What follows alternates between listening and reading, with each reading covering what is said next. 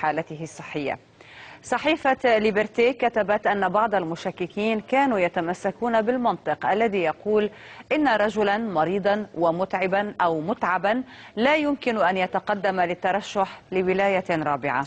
صحيفة الوطن الصادرة بالفرنسية تساءلت من سيحكم البلاد بالوكالة، مضيفة أن بوتفليقة اختار الترشح مرة جديدة على الرغم من حصيلته السياسية الكارثية.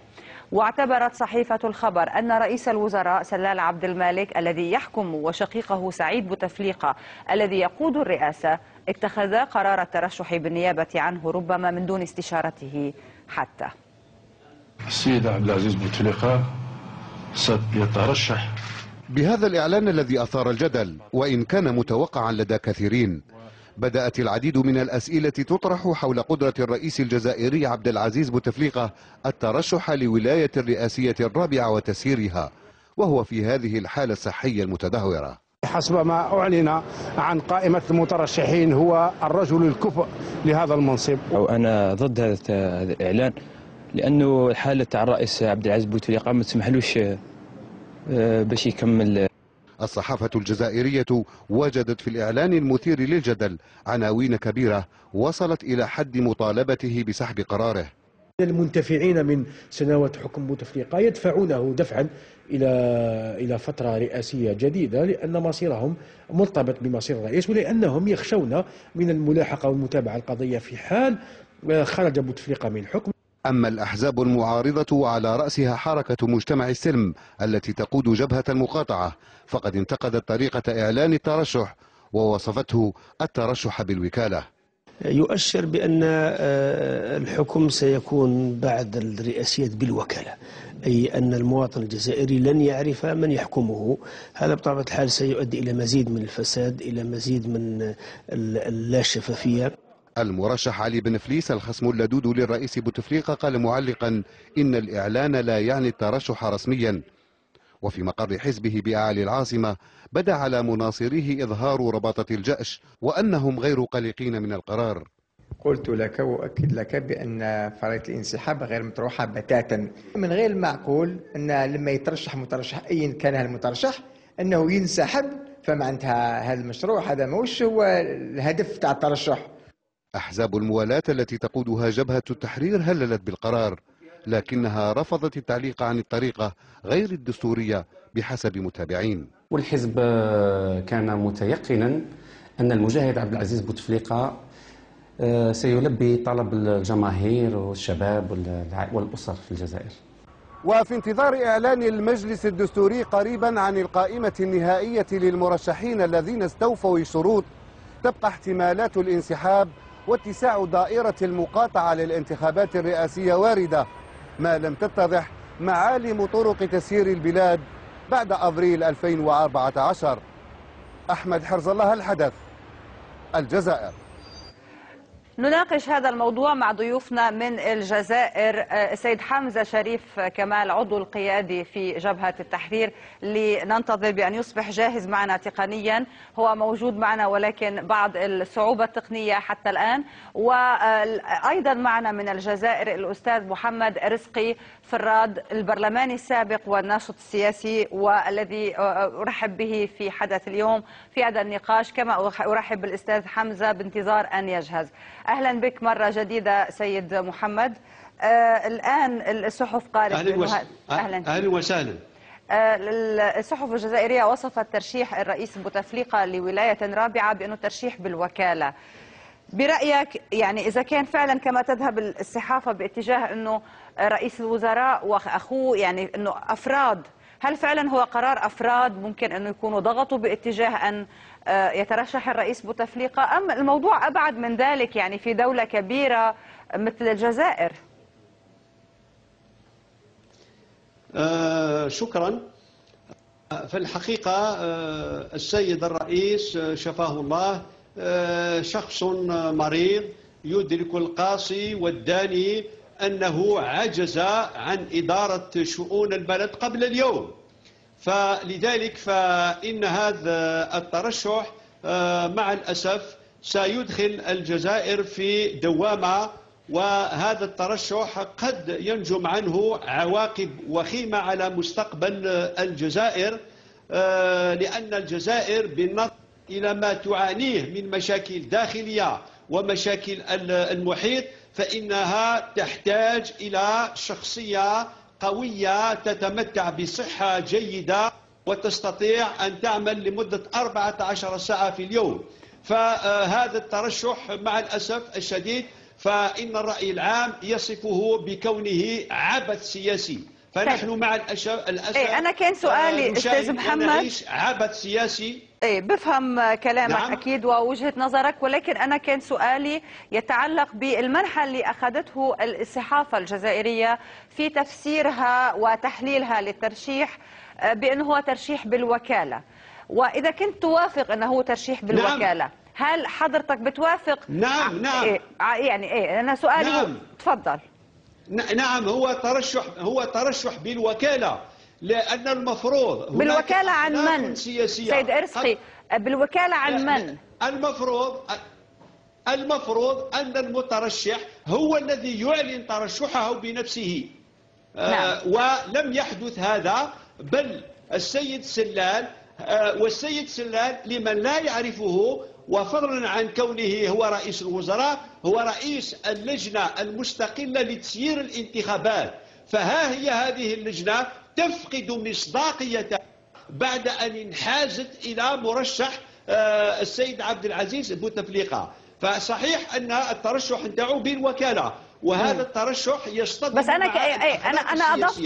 أضفت لسؤالي سؤال صغير، هو لمصلحة من؟ يعني بالوكالة عن من؟ عن سيد رئيس الجمهورية المريض شفاه الله، الذي لا يستطيع أن يتكلم. لا يا أستاذ محمد، أنا سؤالي هو يعني ترشيح الرئيس بوتفليقة بالوكالة عن من؟ يعني مين اللي يريد الرئيس بوتفليقة يترشح بشكل سريع؟ المقصود سيدتي المحترمة، المقصود بالوكالة عندنا والمقصود بالوكالة في الصحافة أن السيد الرئيس لم يعلن بنفسه الترشح.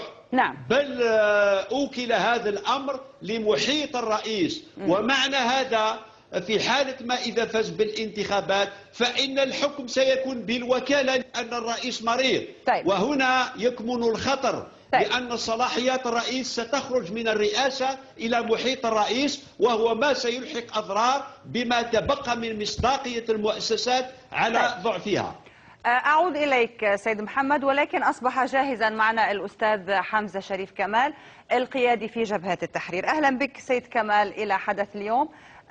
حقيقة انطلاقا من الطريقة اللي قدمت فيها أو تعاطت فيها الصحافة الجزائرية والأوساط السياسية الجزائرية لترشيح الرئيس بأنه هو لم يستطع أن يترشح، أن يظهر على الناس فقط يعلن ترشيحه، واللي هي مسألة دقيقة أو دقيقتين يمكن ليس أكثر. فكيف ولماذا يترشح لولاية رئاسية رابعة؟ والله سيدتي، هو معروف أن المجاهد عبد العزيز بوتفليقة المترشح جاء ترشح إعلان أو طلب إيداع طلب الترشح بناء على طلب شباني جماهيري شعبي، بناء على رصيد وحصيلة إنجازات منذ سنة 1999، وتلبية لضميره ما يمليه عليه ضميره وما يملي عليه واجبه في استكمال المشروع الذي انطلق فيه سنة 1999. فالجزائر تغيرت وتبدلت، والخطابات التي نراها من هنا وهناك هي خطابات عميقة ليست إيجابية ولا تنمو للحقيقة، ليست لها مع الحقيقة بصلة. طيب أنا بفهم أستاذ حمزة، بفهم ما يمليه عليه واجبه وضميره، بس أيضا بحالة ربما الرئيس بوتفليقة هناك من يقول أنه في ما تمليه عليه صحته أيضا.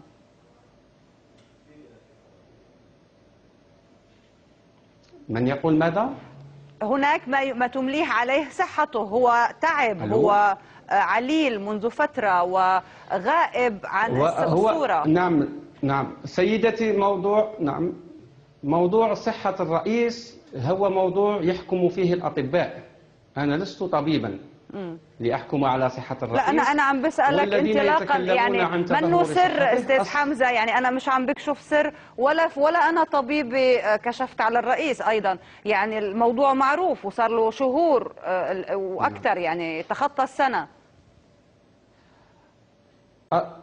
الرئيس هو مجاهد ومسؤول، قدم حياته فداء للجزائر. لا أظن ولا أستطيع أن أتصور أنه يقدم على ترشح بدون أن تكفل له صحته مواصلة مشواره، فهو آثر الجزائر صحته وحياته وعقله وأسرته خدمة للبلاد. نعم. طيب ضيفنا قبل أن نبتدئ بالحديث مع حضرتك، ضيفنا الأستاذ محمد كان عم يتحدث. طيب أنا فقط أريد أن أشير إلى خبر عاجل قبل أن أتابع سؤالي، وهو يأتي من ليبيا، يتحدث عن إخلاء مقر البرلمان المؤتمر الوطني بعد اشتباكات مسلحة في محيطه. طبعا المؤتمر الوطني الليبي هو عنوان الأزمة وعنوان الخبر والحدث الليبي في الأسابيع الأخيرة. سنكون في متابعة لهذا الموضوع فور ورود أي جديد، ولكن أبقى بالموضوع الجزائري معك أستاذ حمزة. سيد محمد قبل أن نبدأ بالحديث معك كان عم يتحدث أنه هو وافق ما قالته الصحافة بأنه هذا الترشيح هو أتى ترشيح بالوكالة، طالما أنه رئيس الوزراء هو الذي أعلن. وهذا أولا. ثانيا أنه وافق أيضا بأنه يعني في هناك من يريد أن يبقى الرئيس بوتفليقة في الحكم لأنه يضمن مصالحه، وسمى رئيس الوزراء وربما أطراف أخرى. شو تعليقك؟ وتعليقنا يا سيدتي، المتابع للشأن العام في الجزائر يرى أن سبق إعلان أو طلب ترشح المجاهد عبد العزيز بوتفليقة مطالب جماهيرية شعبية من فئات الشباب، عائلات التي كانت تعيش في البيوت القصديرية ورحلت، المشاريع المنجزة. يعني اللي يتابع الأحداث في الجزائر فهو يجد مبررا لترشحه، وترشحه لا يخدم لا مجموعة ضيقة وإنما خدمة للشعب. الوزير الأول لم يعلن عن ترشح الرئيس ترشح بطلب خطي أودعه لدى مصالح وزارة الداخلية. الوزير الأول فقط نقل الخبر ترشح الرئيس، نقل لأنه هو رئيس حاليا يشغل منصب الرئيس، فمن الطبيعي أن ينقل الخبر الوزير الأول. هو ليس ترشح بالوكالة ولا بعيدا عما يتكلمون. أما من يقول أن الرئيس هو مترشح خدمة لمجموعة ضيقة فليأتي بالدليل. ليس من يفشل في السياسة أو يفشل من تقديم مرشح. لدينا معارضة في الجزائر ربما تشتتت، ربما لم تستطيع أن تتفق على مرشح واحد تتجه به نحو الرئاسيات، فهي ترمي بفشلها على ذرائع عدة. احنا عندنا مثال في الجزائر يقول اللي خانوا الزهر يقول هي السحر. واضحة يعني هذا مثال شعبي نظن هو معبر عن ما أقصده. أستاذ حمزة أعود إليك لو سمحت لي فقط لكي أستفيد من الدقائق المتبقية. أذهب إلى الأستاذ محمد. إذن في رغبة جماهيرية، رغبة شعبية وشبابية تحديدا بأن يبقى الرئيس بوتفليقة بتاريخه العريق الوطني في هذا المنصب، والطرف الآخر هو العاجز عن تقديم بدائل. كيف تعلق؟ طبعا ما أنا أتحفظ على ما قاله صديقي وزميلي. في الواقع فإن الرأي العام مصدوم في الجزائر بهذا الترشح الغريب الذي لم يجد له الرأي العام مبرر، لأن الجميع في الجزائر يعترف بفضل هذا الشخص وهو السيد عبد العزيز بوتفليقة. كان مجاهدا، كان وزيرا، أعطى سنوات للوطن، ولكن آن الأوان لينسحب بشرف. من دواعي الأسف أن هذا الترشح سيجعله يذهب إلى خارج التاريخ، لأنه مريض لا يستطيع أن يؤدي واجبه. بس الأستاذ حمزة عم يحكي عن رغبة شعبية. غير صحيح. الشعب يطالب بالتغيير. الشباب الذي يمثل الرأي العام هو شباب الفيسبوك. ويا سيدتي، الأغلب شباب الفيسبوك يطالبون برحيل فخامة الرئيس الله إلى التقاعد، لأنه لم يعد قادرا على إدارة شؤون الوطن. فهو لا يطالب الرئيس بالرحيل لاعتبارات سياسية بغض النظر عن تقييم الحصيلة التي تختلف فيها الآراء، لاعتبارات صحية. فالآن حتى الأشخاص الذين صوتوا أعطوا أصواتهم لسيد الرئيس قبل اليوم تأكدوا الآن أن فخامة الرئيس لا يستطيع أن يقوم بمهامه في إدارة شؤون الوطن. بالإضافة إلى، لو سمحت يا سيدتي أضيف فكرة بسيطة. ترشح فخامة الرئيس يتعارض مع الثورة الجزائرية التي جاءت لتضع حد للعامة لعبادة الفرد، ولو كان في حجم صالح الحاج رحمه الله، ذلك الشخص الذي يعتبر أب للحركة الوطنية. فالثورة الجزائرية تؤمن بالقيادة الجماعية، تؤمن بالديمقراطية، فبترشحه هذا أعادنا إلى عبادة الفرد على غرار ما وقع في تونس في عهد الرئيس الراحل رحمه الله. أستاذ محمد، معلش يعني أعطيتك الوقت لتكمل إجابة حضرتك، أنا آسفة بس دايما مضطرين نقسم الوقت بطريقة متساوية. أعود إلى الأستاذ حمزة. طبعا سمعت شو تفضل فيه الأستاذ محمد، إضافة إلى أنه يعني انطلاقا من اللي عم تتفضل فيه أنه في رغبة شعبية لكي يكون الرئيس بوتفليقة في هذه الولاية الرابعة، ولكن في أيضا بالمقابل الكلام اللي كان عم يشرحه الأستاذ محمد. شو تعليقك وردك؟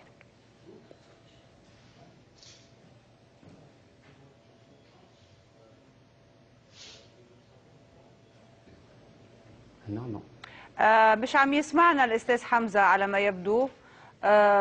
ما بعرف يعني إذا رجعت تسمعني سيد حمزة، هل تسمعني؟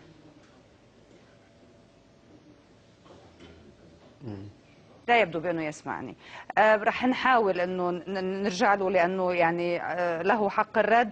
أستاذ محمد، كان تحدث الأستاذ حمزة ويعني في أطراف آخرين يقولون نفس الشيء، بأنه طيب ما في بدائل، يعني لا المعارضة ولا أي طرف لا يريد ترشيح الرئيس بوتفليقة عنده بدائل مقنعة ومقبولة لكل الجزائريين. ما قولك؟ يا سيدتي المحترمة، هل أصيبت الجزائر بالعقد إلى هذه؟ أنا عم بسألك. كمان يبدو بأنه انقطع الاتصال بالأقمار الصناعية مع ضيفنا السيد محمد. الظاهر أنه فقدنا فعلا الاتصال بالضيفين. على كل كان عندنا باقي أقل من دقيقة، راح أشكرهم ولو أنه لا يسمعوني. السيد محمد رزقي فراد البرلماني السابق والناشط السياسي، شكرا جزيلا لك، وأيضا الشكر الجزيل للأستاذ حمزة شريف كمال اللي لم نستطيع العودة إليه الآن، يمكن عم يسمعني ما بعرف بس انتهى الوقت للأسف. أستاذ حمزة شريف كمال القيادي في جبهة التحرير، ضيفي من الجزائر، أشكركما مجددا، ولنا أيضا أحاديث أخرى. مشاهدينا طبعا تتابعون الأخبار العاجلة القادمة من ليبيا التي تتحدث عن إخلاء مقر المؤتمر الوطني بعد اشتباكات مسلحة وانتشار مسلح على ما يبدو في